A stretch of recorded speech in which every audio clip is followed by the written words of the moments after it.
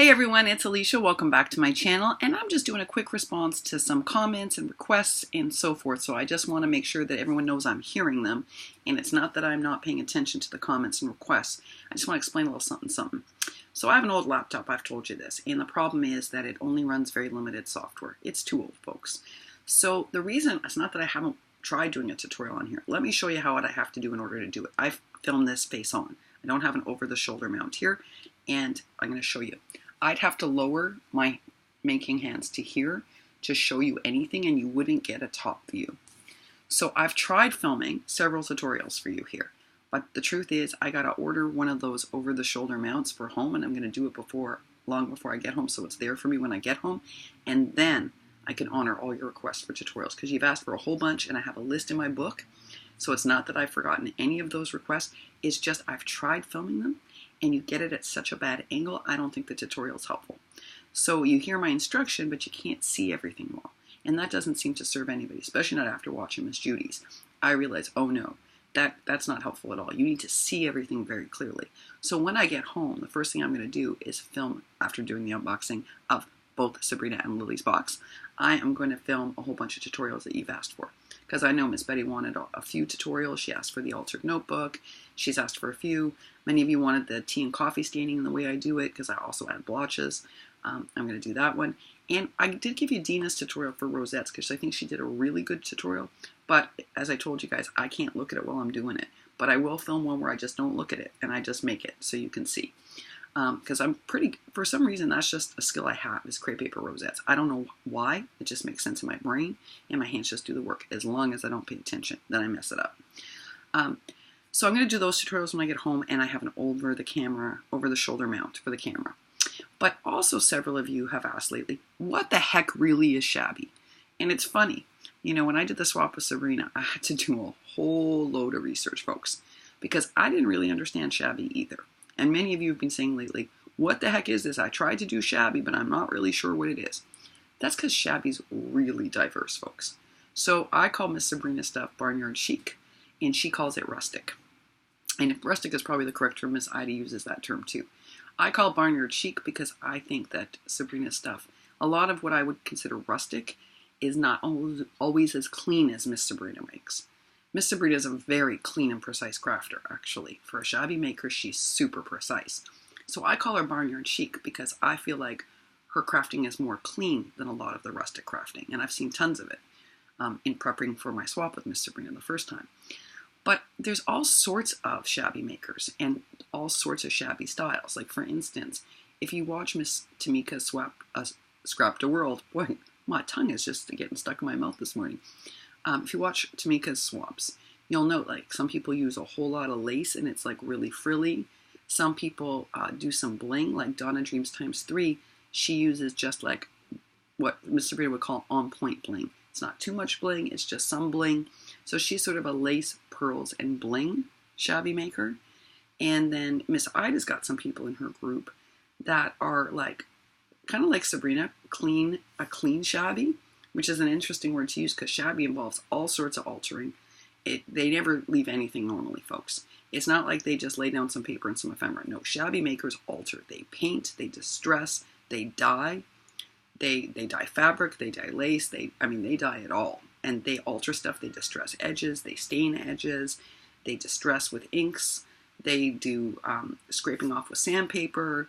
I mean, it's a complicated world, and it's actually involves much more making. Each Shabby project takes a long time to make, because nothing is what it appears. It looks like it's all seamless and simple until you learn how to make it.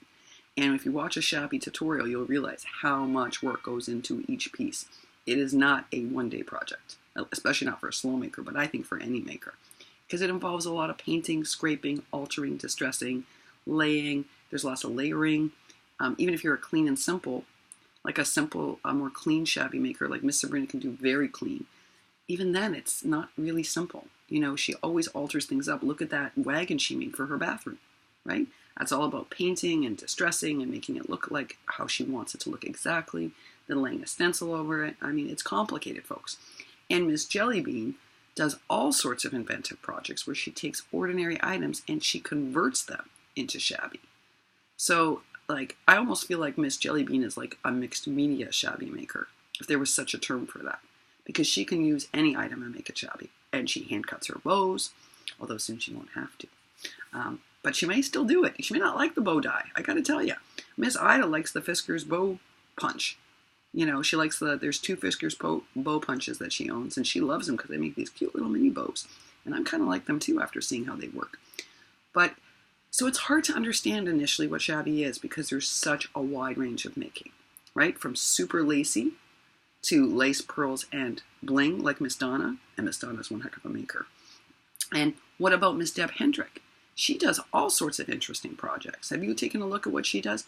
I'm dying to get those altered tags she made because she did all sorts of interesting altering on those tags. I looked at that. I paused that video several times, Miss Hendrick. I did.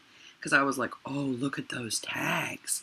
And I knew she had done all sorts of work on them, folks. You could tell they were all misted up and like, oh, beautiful. And that's the other thing. A lot of shabby makers use spray mists that they make themselves. Tmika even has a video for how she makes her own sprays. And when I couldn't get the spray at first, because it was pricey, it was like $4.99 for a little of that glittering angel stuff, she taught me how to make it using dollar store products, and I made some. And then I went and hauled a whole bunch of the Hobby Lobby sale, so I didn't have to make any more. So now I have a bunch at home, not here. But those misting sprays, they use a lot, and that gives everything a little glimmer. Not as much as Wink Estella, not as much as glittery accents, but just a nice light shimmer.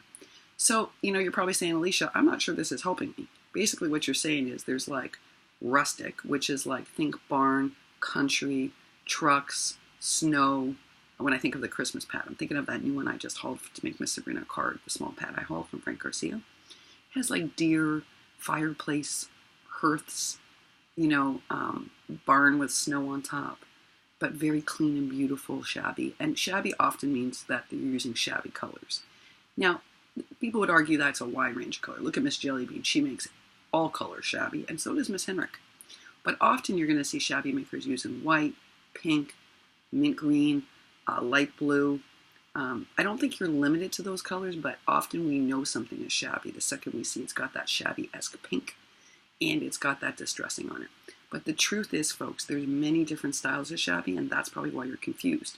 So what I did in this video to help you better understand it is I've linked like 4 or 5 different styles, projects that people on here have shared. People like Miss Donna Dreams ×3, like Sabrina, like Deb Henrick, like Jellybean, like Miss Ida. I've shared them down below so you can see a variety of making styles, right? And Miss Healing Montana Nana, she's definitely shabby. And I would say she's more traditional shabby because she likes like that very, when I think of shabby is when I think of Miss Healing Montana Nana. In fact, you know what I did for her label, which I had to redo. I had to redo that. I did that last night, actually. I put a big lace doily on the front of her envelope. And when I think of Healing Montana Nana, that's what I see, right? So I'm going to put a bunch of links down below. When you have a moment, check them out. 1, the projects are super beautiful. 2, I think you'll get lots of ideas of each style of shabby, and at least that'll give you an introduction. It's certainly not all-encompassing. I did not cover all styles of shabby making because that would have been like a list of 20, and I'm not kidding. It's that diverse. But this at least will give you a sampler. So if you look at these projects, you'll get it. One of the projects I'm linking is Miss Donna Dreams, her Easter project. And I'll tell you why, because it's Easter themed, but it's not Easter themed because it's shabby. And you could make each of these items easily for so many different holidays or for swaps. So she makes this really beautiful wand out of rosettes and pearls and this beautiful, I don't know if it was lace or it was like a tulle that had flowers printed on it. Oh, it was so pretty. And she takes a cereal box and creates it into this beautiful gift box. So you could use this for the holidays, folks. It's a great swap item for the holidays. And I'm going to link a bunch of the other makers that I've listed here and their wonderful projects. And that will help you better understand what shabby can be. And from my experience, the best thing you can do is try making something. That's as soon as I started making for Miss Sabrina, I started to get it. And that's when I realized I love vintage. So vintage and shabby sometimes intersect, and I like that intersection.